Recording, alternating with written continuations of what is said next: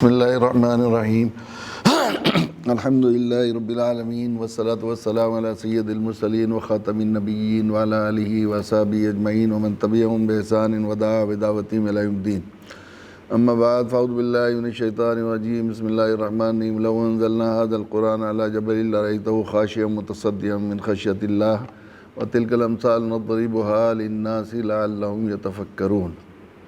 خواتین و حضرات، رمضان کا مبارک کا یہ مہینہ جو نزول قرآن کے صدقے میں اللہ کی عطا اور رحمت اور برکتوں کا ایک جشن ہے اور موسم بہار ہے، اس میں چونکہ قرآن کے صدقے میں اللہ تعالیٰ نے یہ رحمت بھرا مہینہ ہمیں ہماری دونوں جہان کی فلاح کے لیے اور ہمارے جو ہے دامن کو اپنی رحمت سے، اپنی رضا سے، اپنے قرب سے بھرنے کے لیے دیا ہے۔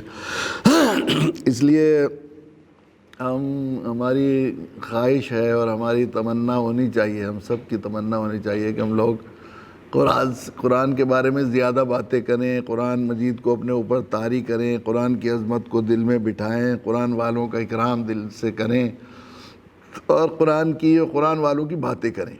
قرآن مجید اللہ کا اتنا بڑا انعام ہے اور ایسی عظیم دولت ہے، کلام ہے، احکم الحاکمین کا کلام ہے، ایسی شان والا کلام ہے کہ خود صاحب کلام نے اس کی شان کس شان کے ساتھ ذکر کی ہے۔ لو انزلنا هذا القرآن على جبل لرأيته خاشعا متصدعا من خشیۃ اللہ، کہ یہ قرآن ایسی عظمت والا ہے، ایسی شان والا ہے، ایسی جبروت اور سطوت والا ہے کہ اگر اس کو ہم لوگ جو ہے پہاڑ پر نازل کرتے، اللہ فرماتے ہیں اگر ہم اس کو پہاڑ پر نازل کرتے تو پہاڑ اس کی شان، اس کی عظمت کہ سامنے جو ہے ریزہ ریزہ ہو جاتا۔ تو ہم جیسا کچھ بالکل کم علم، جس کو معافی ضمیر کے ادا کرنے کا سلیقہ بھی نہیں ہے اور دماغ اور زبان ایک ساتھ چلتی بھی نہیں ہے، ہر طرح سے معذور ہے، تو اگر زندگی بھر قرآن والوں کی باتیں، قرآن کی عظمت کی باتیں کرتے رہیں تو سچی بات یہ ہے کہ حق تو یہ ہے کہ حق ادا نہیں ہوا، صحیح بات یہی ہے۔ لیکن چونکہ باعث تکرر کوئی بات زبان پر کہی جاتی ہے تو دل میں بیٹھ جاتی ہے، ہمیں ایسا لگتا ہے، میں یہ سمجھتا ہوں کہ مجھے ایسا لگتا ہے کہ اللہ کی مرضی اور مشیت یہ ہے اور دین یہ چاہتا ہے کہ مسلمانوں کے نہیں، پوری انسانیت کے دل میں قرآن کی عظمت مسلمان بٹھائیں۔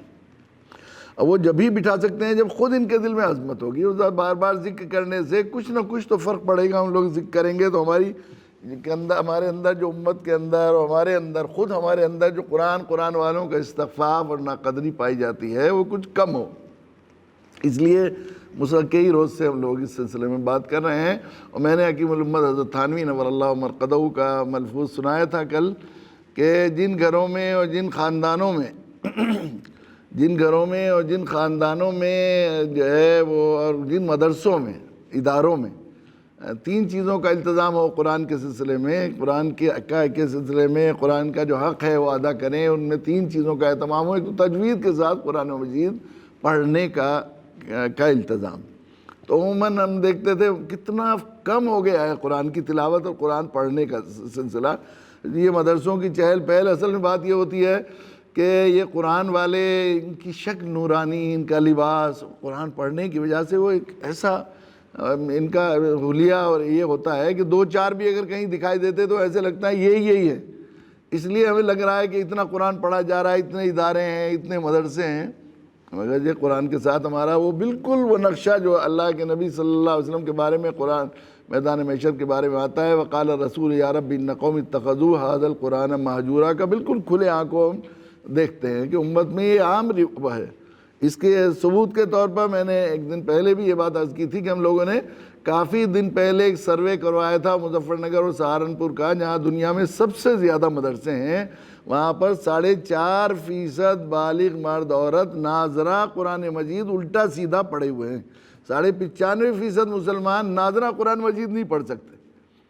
اب یہ حیرت ناک ڈیٹاز ہیں، اعداد ہیں، لیکن یقین نہیں آئے گا، ایسا لگے گا یہ کیسی بات کہہ رہے ہیں۔ لیکن جب ہم اپنے خاندان کا، میں نے بعض ساتھیوں سے کہا کہ آپ اپنے خاندان اور اپنے عزیز و اقربا کا ایک سروے کیجئے تو اندازہ ہو جائے گا کہ یہ تو مظفر نگر سہارنپور کا سروے ہے، دوسرے اضلاع میں اور دوسرے جگہ تو اس سے کہیں کم ہے۔ اب اس سے زیادہ کیا کہ ناظرہ 4.5% نہیں پڑھ سکتے، تو قرآن تجوید کے ساتھ قرآن سمجھنا، قرآن پر عمل کرنا، قرآن کی دوسروں کو درس دینا، سمجھانا اور قرآن کی دعوت دینا تو بالکل دور کی بات ہے، پھر ہم سمجھیں کہ قرآن سے ہمارا کیا تعلق ہے۔ ہوتا یہ ہے قرآن اور قرآن والوں کی ناقدری کا حال یہ ہے، ایسا کئی عزیزوں نے مجھ سے کہا، ہمارے عزیزوں نے، جنہوں نے ذرا کچھ احادیث پڑھ کر اور قرآن کے فضائل پڑھ کر خیرکم من تعلم القرآن وعلمہ پر کبھی بات کی گئی تو ذرا متاثر ہو کر بچوں کو قرآنی اداروں میں اور دینی اداروں میں داخل کر دیا، تو عزیز اقربا مل کر ان کے والدین کو لے کر بیٹھ گئے کہ اپنے بچے کے مستقبل کے ساتھ، فیوچر کے ساتھ کیوں کھلواڑ کر رہے ہیں آپ؟ کیا کھائیں گے؟ کیا مستقبل ہے ان کا؟ مسجد کے لوٹے بنا رہے ہو تم ان کو، ایسے بے ادبی کے الفاظ کہتے ہیں۔ قرآن نبی کا نائب بنا رہے ہیں، سب سے معزز شخص بنا رہے ہیں، ممبر نبی اور ممبران نبی پر نیابت نبوت کے لیے تیار کر رہے ہیں، اپنا امام بنا رہے ہیں، اپنا مقتدی بنا رہے ہیں، اپنا معلم بنا رہے ہیں، اس کے بارے میں یہ کہہ رہے ہیں مسجد کا لوٹا، اس سے زیادہ اور کیا قدر کی بات ہوگی؟ کہ صاحب تعلیم ہونی چاہیے، جاب اورینٹڈ ہونی چاہیے، کیا روزگار کا ہوگا؟ Job oriented. ماہرین عصری تعلیم کے ماہرین بھی تعلیم کی توہین کرتے ہیں کہ تعلیم برائے روزگار ہو تو تعلیم کی توہین ہے، تعلیم برائے قابلیت ہونی چاہیے یہ کہتے ہیں، لیکن اسلام میں تو تعلیم برائے عبادت، برائے رضا الہی، یہ بہت بڑا کنسپٹ ہے اسلام میں تو تعلیم کے سلسلے میں۔ جہاں تک جاب کے تعلق ہے، میں نے جو ہے اس سلسلے میں بھی بہت سے سروے کیے، اعداد و شمار لوگوں کے سامنے بتائے کہ اتنی بڑی تعداد میں یہاں سے حافظ اور عالم مدارس سے فارغ ہوتے ہیں، 1% بھی بے روزگاری کی شرح نہیں ہے ان کی، 1% بھی۔ جہاں آپ کو خالی ملیں گے تو وہ اپنے طور پر رکے ہوئے ہوں گے کسی وجہ سے، ابا نے یہ کہا تھا ذرا مکان بنا لیجئے، یہ مکان بن جائے یا ذرا فصل کٹ جائے اور یہ زمین کا مسئلہ حل ہو جائے تب جانا، ورنہ مدرسے والے اور جگہ والے خود یہ نیٹ ورک ہی ان کو روزگار دیتا ہے، کہیں بھی نہیں ملیں گے۔ کہیں آپ نے اتنے مدارس کے خلاف اتنا جھوٹا پروپیگنڈا، اور پوری یہ تو امام انہوں نے حضرت علامہ ابن تیمیہ رحمۃ اللہ علیہ کا مشہور قول ہے کہ تمہیں اپنی سب سے بڑی ضرورت، اب سب سے بڑا سرمایہ اگر دیکھنا ہو تو دشمنوں کے نیزوں اور تیروں کا رخ دیکھو، اس لیے کہ دشمن اس چیز کی طرف سب سے پہلے حملہ کرتا ہے، اس کی طرف اپنے نیزے اور حملے کرتا ہے جو ہے مخالف قوم کے لیے سب سے زیادہ قیمتی ہوتی ہے۔ اب ساری دنیا کی اسلام مخالف طاقتیں اس بات پر مجتمع ہو گئی ہیں کہ لوگوں کو اسلام پہ باقی رکھنے اور اسلام کے قواعد ذریعہ مدرسے ہیں، اور دنیا سے اسلام اور اسلامی تشخص کو ختم کرنا ہے تو مدارس کو ختم کرنا چاہیے۔ اب اس سے زیادہ اور کیا اپنی اہمیت اور اس کا پتہ لگ سکتا ہے؟ اس سے زیادہ اور کیا ہو سکتا ہے؟ لیکن اتنا چاروں طرف سے میڈیا کے واسطے سے اور ساری باطل طاقتوں کے واسطے سے ان قرآنی اداروں، قرآن والوں کے خلاف تحریک چلتی ہے، ذرا سا کچھ ہو جائے۔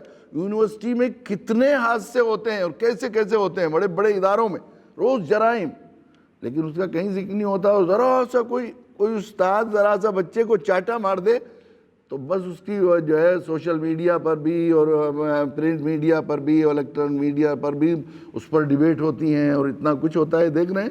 لیکن اس کے باوجود آپ نے کبھی آج تک جھوٹ کسی اخبار میں کہیں خبر نہیں پڑھی ہوگی کسی حافظ نے، مولوی نے، قاری نے، مفتی نے بے روزگاری کی وجہ سے خودکشی کی ہو۔ اور بڑے بڑے پڑھے لکھے پوسٹ گریجویٹ انجینئرز، ڈاکٹرز، بڑی بڑی ہائی پروفائل ایجوکیٹڈ لوگ روز ہر جگہ جو ہے خودکشی کرتے ہیں روزگار کی وجہ سے۔ بڑے بڑے بزنس مین خودکشی کرتے ہیں اپنے روزگار میں گھاٹے کی وجہ سے، اس کے بڑے بڑے بزنس مین چوٹی کے ملک کے، کہ کتنے لوگوں نے گزشتہ دنوں میں ہمارے یہاں کے چوٹی کے جو ٹاپ موسٹ بزنس مین تھے ان میں سے کئی لوگوں نے خودکشی کر لی اپنے روزگار کی خرابی کی وجہ سے۔ ان کے یہاں کہیں نہیں سنا ہوگا آپ نے۔ اور روزگار میں صاف ستھری زندگی گزارتے ہیں وہ، ایسا نہیں ہے۔ میں نے تو کتنی مرتبہ ڈیمو کرایا جو عصری تعلیم یافتہ لوگ ہیں اور جو روزگار کرنے والے بزنس مین ہیں، مدرسوں کے جلسوں میں نے ایک طرف کھڑا کیا ان کو، مدرسے والوں کو جو قرآن والے تھے، اور اب بھی کہیں بھی کسی مجلس میں قرآن پڑھنے والے حافظ، مولوی اور مدرسے کے مکتب کے میاں جی ایک طرف کھڑا کر لیجئے اور دوسرے لوگوں کو کھڑا کر لیجئے۔ جتنا صاف ستھرے کپڑے، رہن سہن، ان کے چہرے کی تازگی، ان کے قلم کی حیثیت، ان کے چائے کا رنگ، ساری چیزیں، اور ان کے گھر کے رہن سہن جس طرح کا ہے وہ آپ دیکھ لیجئے، ایک درمیانی درجے کے اچھے جو ہے اس سے زیادہ اچھی طرح جیتے ہیں وہ۔ یہ حال ہے ناقدری کا، یہ استغفار. اور بالکل میں نے عرض کیا کہ یہ قدر کرنے کے بجائے ہمارے ہاں یہ، اور اسی کی وجہ سے ہم لوگ دنیا میں ذلیل ہوتے جا رہے ہیں، قرآن کو پس پوچھ ڈالنے کی وجہ سے. حالانکہ قرآن، میں نے کہا عرض کیا تھا اسی ملفوظ پر میں چاہتا ہوں کہ ذرا اور بات کریں ہم، کہ اللہ حضرت تھانوی نور اللہ مرقدہ نے فرمایا کہ جن گھروں میں، جن خاندانوں میں اور جن اداروں میں، تاکہ اداروں میں 3 چیزوں کا اہتمام ہو. ایک تو تجوید کے ساتھ قرآن مجید پڑھا جانے کا التزام ہو، پڑھا جائے، قرآن کی تلاوت ہو، قرآن کے ہو. ہم دیکھتے تھے ایک زمانہ تھا کہ ہم گھروں میں سے نکلتے صبح سویرا فجر کی نماز کے بعد اگر ٹہلنے کے لیے گاؤں میں چلا گیا، کسی کام سے نکلے ہیں، تو بستیوں میں، مسلم محلوں میں، گھروں سے ضرور قرآن مجید کی تلاوت کی آواز آتی تھی. آج وہ بالکل نہیں دکھائی دیتا، ختم ہو گیا ہے وہ سلسلہ. صبح کو تو سونے کا وہ ہوتا ہے 10 بجے 11 بجے کا، ایسا ہو گیا ہے کہ وہ سسٹم بالکل بدل کے رہ گیا ہے. قرآن شریف کی تلاوت، قرآن مجید کی تلاوت اور اس کے اللہ کا کلام پڑھا جائے گا تو گھروں میں نور پیدا ہو جاتا ہے اور اس کی برکتیں ظاہر ہوتی ہیں. تو قرآن مجید تجوید کے ساتھ، یہ کل اس پر بات ہوئی تھی کہ تجوید کے ساتھ پڑھنے میں حکم جو دیا گیا ہے ایسے نہیں دیا گیا، اس کی تاثیر ہے، اس کی برکتیں ہیں، اس کے انوارات میں نمایاں فرق ہوتا ہے جو تجوید کے ساتھ پڑھی جائے اس کے مقابلے میں جو تجوید کے بغیر پڑھی جائے، جو اللہ نے ضابط، بلکہ عربی لہجے میں پڑھی جائے. اللہ کے نبی صلی اللہ علیہ وسلم نے جو حکم دیا اس کو عربی لہجے میں خوش الانی سے بنا کے سنوار کے پڑھا جائے، شوق سے پڑھا جائے کہ میرے رب کا کلام ہے، مزے سے پڑھ رہے ہیں، اللہ کے لیے پڑھ رہے ہیں، تو اسے بہت شوق کے ساتھ پڑھا جائے. ایک تو یہ کہ تجوید کے ساتھ قرآن مجید کی تلاوت. دوسرے جو ہے وہ حاملین قرآن کا اکرام، حاملین قرآن کا اکرام. یہ اس میں بڑی فقدان ہے. عام طور پر قرآن والوں کو یہ سمجھا جاتا ہے تو بس ہمارے خادم ہیں، چونکہ وہ چند پیسے تنخواہ کے دے کے. عموماً میں نے اس سلسلے میں پرسوں ترسوں بات ہو ہی رہی تھی کہ اماموں کے ساتھ جو حال ہے، جن کو امامت بھی ہے، جن سے ہماری مسجدوں کی رونق ہے، جن سے ہماری نمازیں زندہ ہیں، مسجدوں کی محراب کی رونق ہیں، وہ ممبروں کی رونق ہیں، اور ہماری امامت ساری نمازوں کو کرنے والے ہیں، ان کے ساتھ بھی جو ہے ٹرسٹیز کا اور مسجد کے ذمہ داروں کا اور متولیوں کا، حتیٰ کہ مقتدیوں کا بہت ہی بے اکرامی کا معاملہ ہوتا ہے.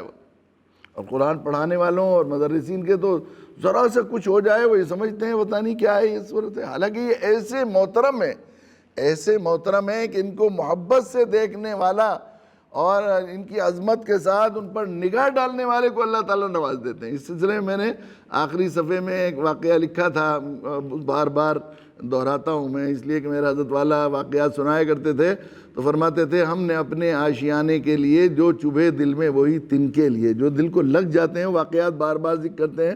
تو ہاتھرس ضلع میں میڈو ایک جگہ ہے، مدرسہ ہے میڈو کا، وہ جو ہے بہت پرانا حفظ کا مدرسہ رہا ہے، بڑے بڑے لوگوں نے وہاں پر حفظ کیا ہے.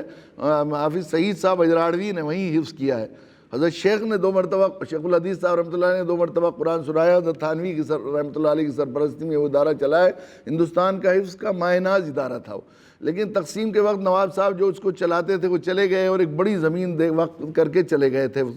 لیکن وہ مختار عام جو وہاں کے تھے وہ تھے، ان کو کچھ لالچ ہوا اور یہ ہوا، وہ مدرسہ بالکل خرد برد ہو گیا اور وہ مسجد بھی اس کا ایک حصہ بھی مقبوضہ تھا، کچھ تھا. وہ کچھ ساتھیوں نے ہمارے علی گڑھ کے، انہیں فکر ہوئی، قاضی ضیاء الاسلام صاحب اس میں پیش رہے، انہوں نے کوشش کی وہاں کے مقامی لوگوں سے لگ کر اسے جو ہے وہاں پر ایک ادارہ شروع کیا ہے الحمدللہ. تو شروع زمانے میں وہاں 5 بچوں نے حفظ کیا تو ہمارے لیے بڑی خوشی کی بات تھی. ماشاءاللہ ایک ادارہ دوبارہ زندہ ہو گیا تھا. تو بڑے اس کے ساتھ انہوں نے بڑے شوق کے ساتھ ایک اجلاس کیا سالانہ ان کی دستار بندی کا. علی گڑھ سے بسیں گئیں اور انہیں لوگوں کو لے گئے، پروفیسرز کو اور وہاں کے پڑھے لکھے لوگوں کو. تو وہاں جلسہ ہو رہا تھا تو میں نے دیکھا کہ ایک جگہ پر 5-6 علماء شیروانی پہنے ہوئے بہت خوبصورت ڈریس میں بیٹھے ہوئے ہیں. تو میں سمجھا کسی ادارے میں، کیونکہ علی گڑھ کے قریب کے ہیں وہاں شیروانی کا رواج ہے، تو کسی ادارے کے اسٹاف میں یہ ڈریس ہوگی شاید. یہ سب اساتذہ آئے ہیں، پروگرام میں بلایا گیا ہوگا ان کو، مگر بعد میں معلوم ہوا کہ مجھ سے کسی مدرسے کے سلسلے میں مشورے کے لیے تشریف لائے تھے. تو جیسے ہی جلسہ ختم ہوا تو وہ آگے کہ ہم لوگ آئے ہیں اور آپ سے مشورہ کرنا چاہتے ہیں، اترولی کے قریب کے رہنے والے ہیں. میں نے کہا اچھا. میں بات کرنے لگا تو قاضی صاحب کہنے لگے نہیں وہاں چلنا ہے، ہادی حسن ہال میں پروگرام ہے. مفتی صاحب تو وہیں چلنے ہیں علی گڑھ میں، ساتھ میں وہیں بات ہو جائے گی.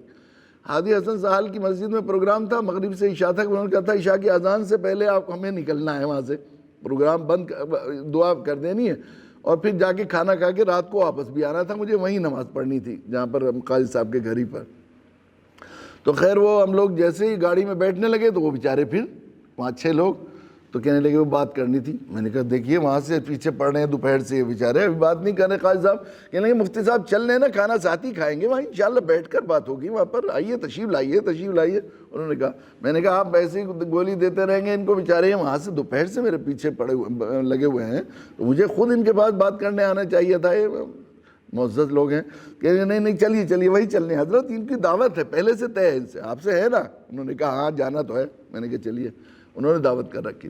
وہاں پہنچے تو ایک صاحب کہنے لگے ہمارے بڑے بھائی ہیں مفتی صاحب ہیں, اور ہم 6 کے 6 بھائی ہیں, مفتی ہیں, قاری ہیں, مولوی ہیں, ہم اللہ کی شکر ہے سب حافظ بھی ہیں. میں نے کہا اچھا ماشاءاللہ 6 کے 6. کہنے لگے ہم فلاں آپ کے ڈاکٹر فلاں صاحب کے بھائی ہیں, وہ علی گڑھ یونیورسٹی میں جو ہے ملازم ہیں ان کے بھائی. اور وہ میں نے کہا وہ کیسے بھائی ہیں؟ کہ وہ حقیقی بھائی ہیں, وہ بہت خوش الحان قاری ہیں. جس جگہ پر مسجد میں وہ نماز سناتے ہیں اور تراویح سناتے ہیں, چھتوں تک لوگ ہوتے ہیں ادھر ادھر, اتنا اچھا قرآن پڑھتے ہیں وہ. تو میں نے کہا آپ ان کے حقیقی بھائی ہیں؟ میں نے کہا آپ 7 بھائی حافظ ہیں, مولوی ہیں, مفتی ہیں. کہنے لگے ہم اللہ کی شکر ہے 10 بھائی ہیں, 10 کے 10 قاری ہیں, حافظ ہیں, مولوی ہیں, مفتی ہیں. میں نے کہا اچھا آپ کے والد صاحب کوئی کسی بڑے مدرسے کے محتمم ہیں؟ کہنے لگے ہاں والد صاحب بھی ہمارے حافظ ہیں, ہمارے 2 چچا بھی حافظ ہیں, 2 تائی بھی حافظ ہیں, 6 کی 6 یا 5 پھوپھیاں حافظ ہیں, پھوپھی زاد بھائی بہن حافظ ہیں, چچا زاد بھائی بہن حافظ ہیں, بھابیاں ہماری حافظ ہیں, ہمارے بہنوں ہی حافظ ہیں, سب حافظ. ہمارے دادا کی اولاد میں 73 حافظ ہیں. میں نے کہا تو پھر دادا آپ کے کسی بڑے مدرسے کے ذمہ دار تھے جو انہوں نے حفظ کا اتنا وہ کیا؟ انہوں نے کہا کہ نہیں, دادا تو ہمارے ایک ان پڑھ تھے, انگوٹھا ٹیک مزدور تھے, اور ہندو کسانوں کے یہاں, غیر مسلم کسانوں, راجپوت کسانوں کے یہاں مزدوری کیا کرتے تھے. مسلمان راجپوت تھے, وہ غریب آدمی تھے بیچارے مزدور.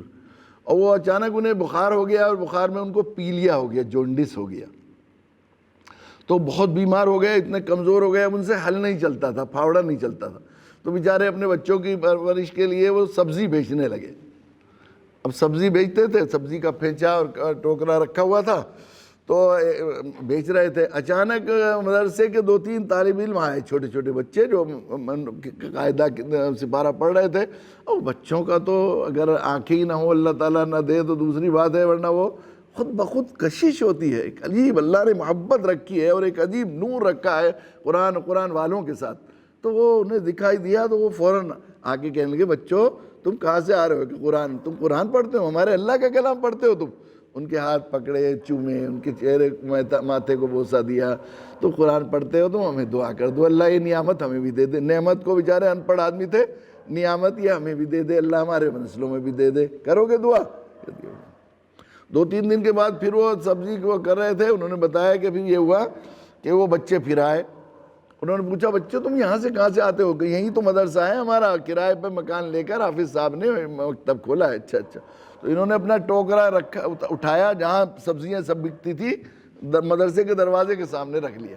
لوگوں نے پوچھا کہ یہاں کون سبزی خریدنے آئے گا؟ کہ 2 روٹی جو میرے مقدر میں ہے, اللہ تو رزق دینے والے ہیں, یہاں میں ان قرآن والوں کو دیکھتا رہوں گا, میں کلیجہ ٹھنڈا کرتا رہوں گا, مجھے بڑا اچھا لگتا ہے.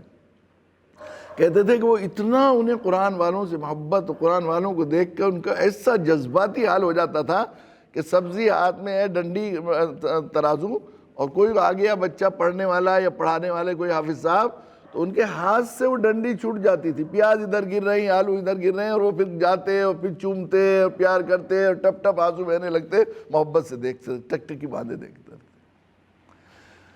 محبت سے قرآن والوں کو دیکھا تو کیا ہوا؟ اللہ تعالیٰ نے, میں نے عرض کیا تھا نا, حضرت مولانا محمد احمد صاحب رحمۃ اللہ فرمایا کرتے تھے وہ ایسے ہیں کریم کہ وہ کاسا بھی دیتے ہیں, بھیک بھی دیتے ہیں, جھولی بھی دیتے ہیں, بھیک بھی دیتے ہیں. جس کو جھولی دیتے ہیں اس کے دل میں عظمت دے دیتے ہیں.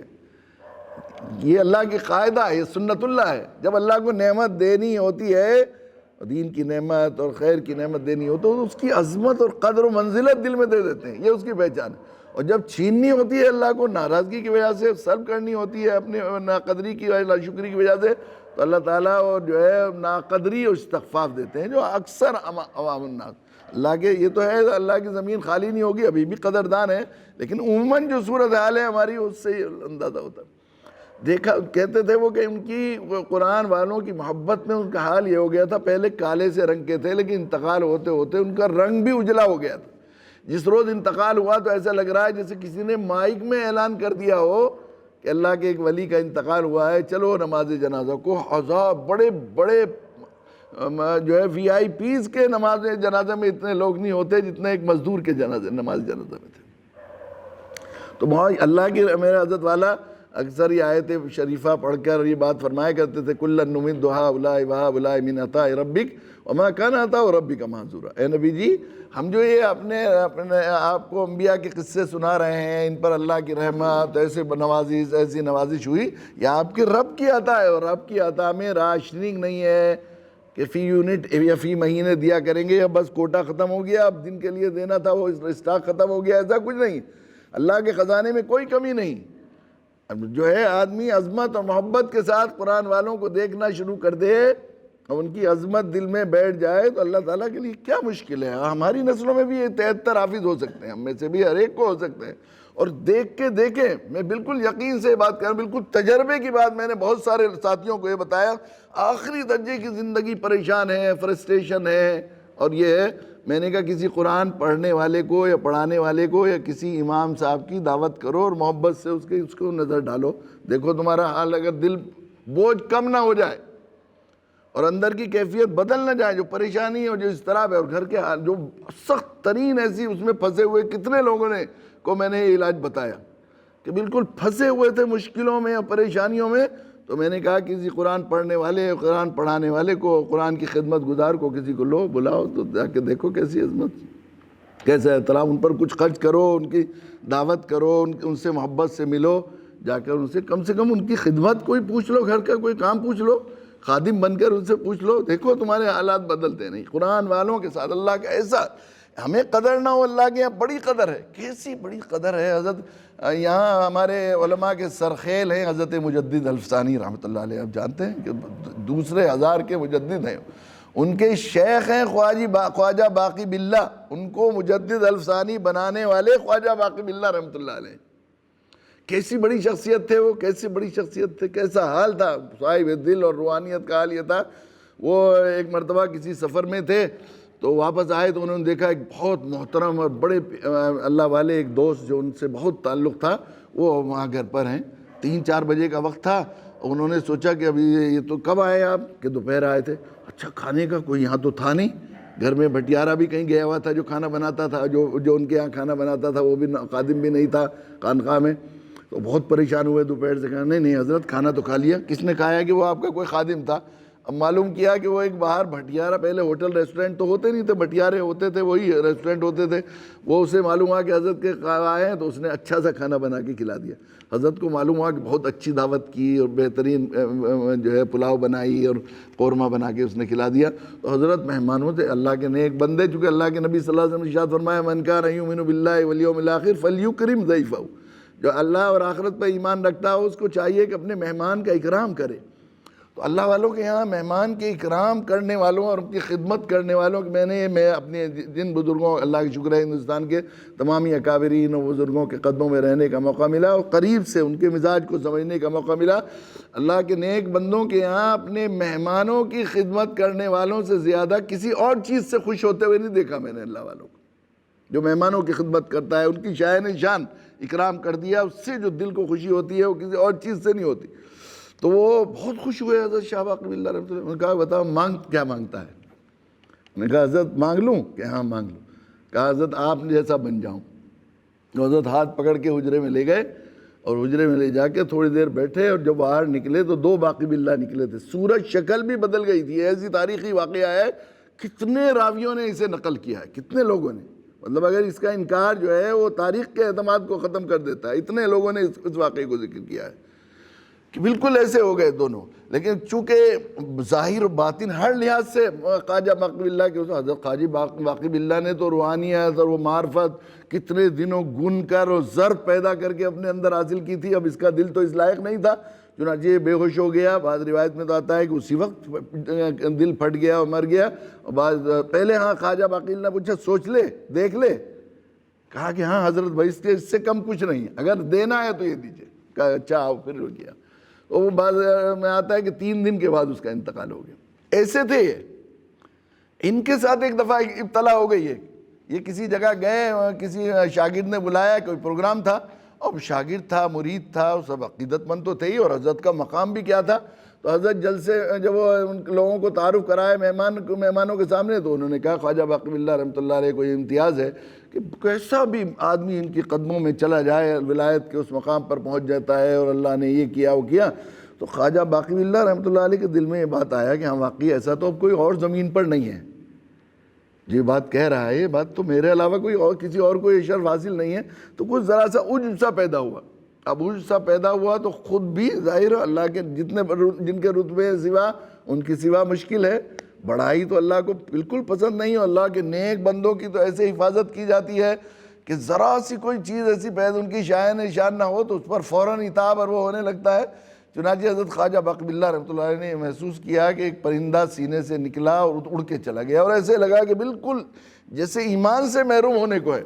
بہت روئے، بہت دعا مانگی، بہت مسلسل گڑ گڑاتے رہے، اللہ مجھ سے غلطی ہو گئی، اللہ آپ جانتے ہیں، آپ نے کی نعمت ہے، میں خوب جانتا ہوں، مگر اب یہ ہے میں تو کسی لائق نہیں ہوں، میں تو دنیا کے سب سے گیا. اتنی سی بات پر میں کرنے لگا اور میرے دل میں پیدا ہو گیا، آپ خوب جانتے ہیں میری بہت ہی عجز و نکاری. بھائی دیکھو ندائی کہ دیکھو کوئی اور تو کوئی علاج نہیں ہے تمہارا. اگر قرآن پڑھنے والے بچے تمہارے حق میں ہماری سفارش کریں گے تو ہم تمہاری توبہ قبول کریں گے. صرف ایک طبقہ ہے ہمارے یہاں جو سب سے محترم ہے، جس کی سفارش ہم ضرور قبول کرتے ہیں ہر ایک کے لیے، وہ ہیں قرآن پڑھنے والے بچے. وہ بچے قرآن پڑھنے والے طلبہ اگر کہہ دیں گے ہمارا کلام پڑھ رہے ہو، اس میں محنت کر رہے ہیں، یاد کر رہے ہیں، تو ہم مان لیں گے، تمہاری توبہ قبول کر لیں گے. احمد خواجہ باقی باللہ کو ہوا کہ ایک برابر میں ایک شاگرد ان کے مکتب چلاتے تھے. حضرت وہاں پہنچے تو انہوں نے اتنے اکرام میں کھڑے ہو گئے، حضرت آ گئے اور کہیں یہ کہنے لگے بھائی میں مہمان بن کے نہیں آیا، میں بھکاری بن کے آیا ہوں. تو گھبرانے لگے کہ حضرت کیا بے ادبی ہو گئی ایسا کیوں کہ نہیں انہوں نے بتایا کہ ایسا ایسا معاملہ ہے. تو انہوں نے بچوں کو بلایا، دیکھو ہمارے حضرت کے لیے چلو دعا کرو اللہ معاف کر دے. تو بچوں نے ہاتھ اٹھایا اور کیفیت باقی واپس آ گئی. ہمارے دل میں قدر ہو نہ ہو ان بچوں کی، ہم تو یہ سوچتے ہیں بچوں کو قرآن پڑھائیں گے تو کیا ہوگا. میں تو یہ سمجھتا ہوں کہ صرف یہی ترازو ہے ہمارے یہاں. آدمی جس چیز کو خیرکم من تعلم القرآن وعلمہ، پر ایمان کا حق یہ ہے کہ سب سے بہتر معزز قرآن پڑھنے والوں کو سمجھے، سب سے بہتر معزز. آدمی اپنے بچوں سے زیادہ کسی کو آسمان پر اور آفتاب ماتاب بنانے کی وہ نہیں ہوتا. بچوں کو کس لائن میں لے جا رہے ہیں یہ ہے بات. عموماً دیکھ لیجیے اب کیا صورت حال ہے مسلمانوں کی. 500 پڑھنے والے بچوں میں سے ایک بچہ مدرسے کے دروازے میں داخل ہوتا ہے. 500 پڑھنے والے بچوں میں سے ایک بچہ مدرسے کے دروازے میں داخلے کے لیے پہنچایا جاتا ہے. اس سے اندازہ ہوتا ہے کہ ہمارے یہاں قرآن کی کیا قدر ہے. تو حضرت تھانوی نور اللہ مرقدہ نے فرمایا کہ قرآن دو چیزیں ہیں. ایک تو یہ کہ جو ہے پہلی بات تو ایک تجوید کے ساتھ قرآن مجید کی تلاوت کا التزام ہو روزانہ. دوسرے قرآن والوں کا اکرام ہو. قرآن پڑھانے والے استاد کو سب سے زیادہ اہمیت دی جاتی ہے ہمارے یہاں. حضرت تھانوی حضرت مولانا اللہ صاحب پہلے بھی ایک دن میں نے شاید ذکر کیا تھا کسی مجلس میں کہ حضرت بہت کہتے ہیں کہ شیخ اول جو ہے کون ہوتا ہے؟ شیخ الحدیث کو. اور سب سے بڑا جو ہے روم جس کی معزز مدرسے والے سب سے پہلے کیا دکھانے جاتے ہیں؟ دارالحدیث. تو کہتے ہیں دارالحدیث تو دکھا رہے ہو، دارالقرآن تو دکھاؤ بھائی. شیخ القرآن کون ہے یہ بتاؤ ہمیں. مدرسہ تو وہ قرآنی ادارہ ہے، قرآن سے نسبت ہے. اصل نصاب تو اللہ کا بنایا ہوا بھیجا ہوا قرآن ہے. دنیا کے بڑے بڑے قرآن مدارس کا یہی سب سے بڑا اعزاز ہے کہ بڑی سے بڑی یونیورسٹیز اور بڑے سے بڑے اداروں، بڑے سے بڑے ریسرچ انسٹیٹیوٹ میں جو نصاب پڑھایا جاتا ہے وہ انسانوں کا بنایا ہوا نصاب پڑھایا جاتا ہے، جو خود انہیں معلوم ہے کہ ناقص ہے. ہر دفعہ چینج ہوتا رہتا ہے، بدلتا رہتا ہے روز. بڑے بڑے سائنس انسٹیٹیوٹ کے اور ریسرچ انسٹیٹیوٹ کے نصاب اور میڈیکل کالجز کے نصاب جو 300 سال پہلے میڈیکل کالج میں پڑھائی جاتی تھی کتابیں اگر آج پڑھائی جائیں گی ڈاکٹرز کو، ڈاکٹرز نہیں ہوں گے، پاگل پیدا ہوں گے. لیکن اللہ کا بنایا ہوا نصاب خود اللہ نے تیار کر کے دیا ہے نصاب. صرف ان مدرسوں کو یہ اعزاز حاصل ہے کہ حاکم الحاکمین کا کلام اور کتاب پڑھائی جاتی ہے. اتنا بڑا اعزاز ہے ان پر. تو ان کا اکرام، حاملین قرآن کا اکرام اور صوف قرآن، خود قرآن کا اکرام. حضرت فرماتے قرآن کا اکرام اس پر انشاءاللہ کل بات کریں گے۔ اللہ تعالیٰ تو حضرت فرمایا تانوی نور اللہ مرقدہم، یہ 3 چیزیں جن گھروں میں پائی جاتی ہیں، دین و دنیا کی فراوانی اور خیر وہاں پر نہ آئے تو میدان محشر میں میرا گریبان تمام پکڑ لینا۔ اللہ تعالیٰ ہمیں توفیق دے اور کہ ہمیں قرآن کی عظمت سمجھ میں آ جائے۔ ہمارے کرنے سے قرآن کی عظمت نہیں بڑھے گی، اگر قرآن ہمارے دل میں آ گیا، قرآن کی عظمت قرآن ہم پر طاری ہو گیا تو ہماری قدر و منزلت دنیا اور آخرت میں بڑھ جائے گی، اللہ کے نزدیک بڑھ جائے گی تو بندوں کے نزدیک بھی بڑھ جائے گی، فرشتوں کے نزدیک بڑھ جائے گی، جنگل کے جانور جنگل کے جانور اور پرند کے دل میں بڑھ جائے قدر و منزلت وہاں قرآن کی خدمت کرنے والوں کی تو ضرورت ہے ہم لوگ خادم بن کر، غلام بن کر قرآن والوں کے ہم لوگ کوشش کریں کہ قرآن والوں کی خدمت کریں۔ رمضان المبارک کا یہ مہینہ بڑا سنہرا موقع ہے۔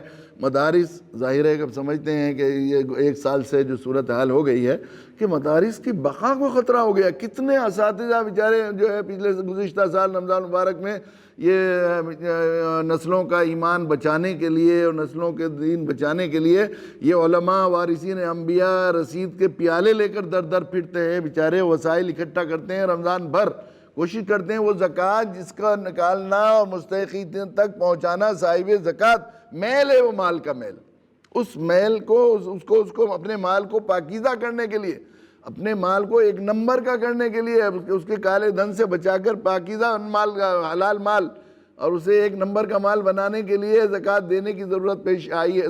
زکوٰۃ ہم پر فرض کی ہے اللہ نے، ہماری سرکار چلانے، دنیا کی یہ لوگ جو ٹیکس جو ہے لگاتے ہیں وہ اپنی سرکار چلانے کے لیے لگاتے ہیں، اللہ نے یہ ٹیکس لگایا ہے وہ ہماری سرکار ہمارے فائدے کے لیے، ہمارے مال کو پاکیزہ کرنے کے لیے لگایا ہے، اور ہماری ذمہ داری تھی کہ عاجزانہ طور پر، غلامانہ طور پر مدرسے والوں کی خدمت میں اس کو حاضر کرتے ہیں، ہم لوگ پیش کرتے ہیں، لیکن مدرسے والوں سے لائن لگوا دی جاتی ہے۔ اب صورتحال ایسی ہو گئی ہے کہ بیچارے لائن لگانے کے حال میں نہیں ہیں، وسائل کی قلت کی وجہ سے اخراجات، طلبہ نہیں آئے کچھ، بس اتنا تو ہوا ہے، لیکن بعد میں تو طلبہ بھی آ گئے اور بہت سی جگہ کچھ نہ کچھ مطبخ چلتے رہے اور اخراجات مطبخ کے کچھ نہ کچھ چلتے رہے اور دوسرے سارے اخراجات چلتے رہے۔ کتنا تڑپ گئے دیکھ کے یہ سن کر کہ بعض اساتذہ بیچارے مزدوری کر رہے ہیں، آرا مشینوں پہ کام کر رہے ہیں، باغوں میں نوکریاں کر کے اپنے بچوں کی پرورش کر رہے تھے۔ اب یہ زمانہ پھر 1 سال پھر یہ سال ایسی پابندیاں ہو گئی ہیں تو مدارس کے وجود اور بقا کے لیے خطرہ ہو گیا ہے۔ شاید ہماری ناقدری کی وجہ سے ایسا لگ رہا ہے کہ کہیں ایسا نہ ہونے لگے، اس میں ہمیں توبہ بھی کرنی چاہیے۔ ایک تو اس استفاف اور ناقدری سے مدارس والوں کی اور مدارس کی قدر کرنی چاہیے، دوسرے یہ بھی ہے کہ ہم لوگ اس کو بڑا کار خیر سمجھ کر، رمضان المبارک کی کمانے کا ایک ذریعہ سمجھ کر، اس سال کے رمضان کے لیے اپنے لیے برکت اور رحمت سمجھ کر، ہمارے گرد و نواح میں جہاں کہیں بھی مدرسے ہوں یا مدرسے والے آپ کے پاس آنے والے ہوں، کرتے ہوں، علاقے میں چندہ کرتے ہوں، تو اس کی کوشش کریں کہ ہم لوگ ہمارے لوگوں سے جو ہے وہ زکوٰۃ اور صدقات اور خیرات وصول کر کے ان کی خدمت میں بادب پہنچ جائیں۔ قدر والے ایسے ہوتے ہیں، اللہ کی شکر ہے جو لوگ قدر کر رہے ہیں، ہمیں قدر نہ ہو تو اللہ کے نیک بندے قدر کرتے ہیں۔ مجھے یاد ہے، میں کبھی بھول نہیں سکتا، مجھے بڑا رشک آتا ہے کہ ایک صاحب رمضان ہم لوگ وہاں تھے ندوے کے مہمان خانے میں، تو مراد آباد کے ایک صاحب السلام علیکم وعلیکم السلام، کتنی مرتبہ پھلت گیا، میں کتنے دنوں سے ملنا چاہتا تھا۔ دیکھیے اللہ تعالیٰ کو جب نعمت ہوتی ہے تو خود ہی بھیج دیتے ہیں، جو ہے کوئے کو پیاسے کے پاس آپ آ گئے، بہت ملنا چاہتا تھا۔ کہاں رہتے ہیں؟ کہ مراد آباد رہتا ہوں۔ کیا کرتے ہیں؟ کہ بیکری چلاتا ہوں۔ اب کہاں سے آئے ہیں؟ عید کے بعد سے۔ کہنے لگا اصل میں چندے کے سفر پر گیا تھا۔ میں نے کہا کوئی مدرسہ چلاتے ہیں؟ کہ نہیں مدرسہ کوئی نہیں چلاتا میں۔ پھر کیا کرتا ہوں کہ رمضان بھر میں چندہ کرتا ہوں۔ میں نے کہا کون سے مدرسے کا؟ کہ تقریباً 9 مدرسوں کی رسیدیں لے کے جاتا ہوں، الگ الگ خوش آمد کر کے، اور پھر کہیں جاتے ہیں ہم ان کو کہتے ہیں بھائی یہ مطلب کہ ہم تو فلاں مدرسے کو دیتے ہیں کہ اس مدرسے کا چندہ ہمیں دے دیجئے۔ کہ آپ کو کیسے دے دوں گا؟ کہ میں پہنچا کر آپ کو رسید بھجواؤں گا رجسٹرڈ ڈاک سے، اپنے خرچ سے جاتا ہوں، دارالعلوم مدارالعلوم کسی بھی مدرسے کا کوئی دینا چاہے تو میں پہنچاتا ہوں، اس لیے کہ حدیث میں آیا الدال علی الخیر کفاعلی، دینے والا اور دلانے والا اور دینے والے کا راستہ بتانے والا برابر اجر کا مستحق ہوتا ہے، اور ذریعہ بننے والے کو مقبول عمل کا ثواب ملتا ہے۔ تو مجھے یہ ہوتا ہے، میں نے پوچھا کتنا چندہ کرتے ہیں؟ کہ چندہ بس میں کیا بتاؤں، پھر بھی بہت، وہ تو ایک بڑی رقم بتائی انہوں نے سارے مدرسوں کی۔ وہ ایسے صرف اسی کے کہتے ہیں، مجھے یاد لگتا ہے کہ رمضان المبارک میں اللہ کی رضا حاصل کرنے کا سب سے بہتر ذریعہ چندہ کرنا ہے۔ ان مدرسوں میں وسائل مہیا کروں گا تو جب تک یہ مدرسے پڑھنے والے اور پڑھانے والے اور پھر پڑھاتے رہیں گے اور وہ شاگرد تیار ہوں گے اور پھر مدرسے قائم کریں گے تو اس کا اجر میرے قبر میں ملتا رہے گا. تو میں اس لالچ میں جاتا ہوں مولانا.